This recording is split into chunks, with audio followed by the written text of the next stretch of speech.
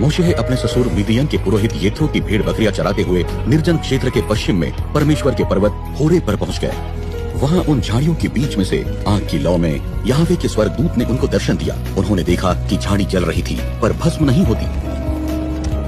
जब याहवे ने यह देखा कि मोशे यह देखने आगे बढ़ रहे हैं, याहवे ने उस झाड़ी से उन्हें बुलाया, मोशे, मोशे।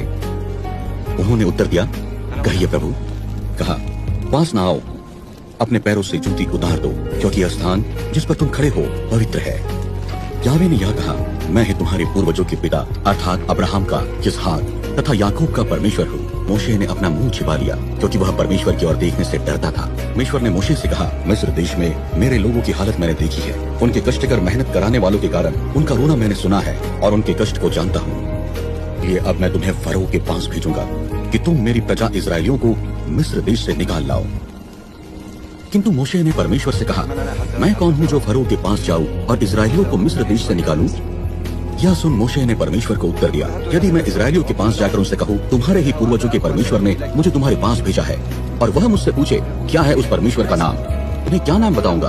परमेश्वर ने मोशे को उत्तर दिया, मैं वही हूँ जो मैं हूँ। परमेश्वर ने आगे यह कहा, तुम्हें इस्राएलियों से ये कहना होगा, जिसका नाम मैं हूँ है, उन्हीं ने मुझे भेजा है। यह सुन मोशे ने पूछा, क्या होगा जब वे मेरी बात का न विश्वास करे और न माने और कहे, यह असंभव है कि याहवे तुम पर प्रकट हुए हो? याहवे ने उन्हें उत्तर दिया, तुम्हारे हाथ में क्या है? मोशे ने उत्तर दिया, एक लाठी। हाँ, उसे भूमि पर डाल दो। तब मोशे ने उसे भूमि पर डाल दिया, वह लाठी सांप बन गई। मोशे डरकर दूर चले गए। याहवे ने मोशे से कहा, अपना हाथ बढ़ाकर उसकी पूंछ पकड़ लो। तब मोशे ने अपना हाथ बढ़ाकर उसे पकड़ लिया और वह उनके हाथ में आते ही लाठी बन गई। याहवे ने कहा, यह देखकर वे विश्वास करेंगे कि तुम्हारे पूर्वजों के परमेश्वर अब्राहम, इसहाक तथा याकूब के परमेश्वर ही तुम पर प्रकट हुए हैं।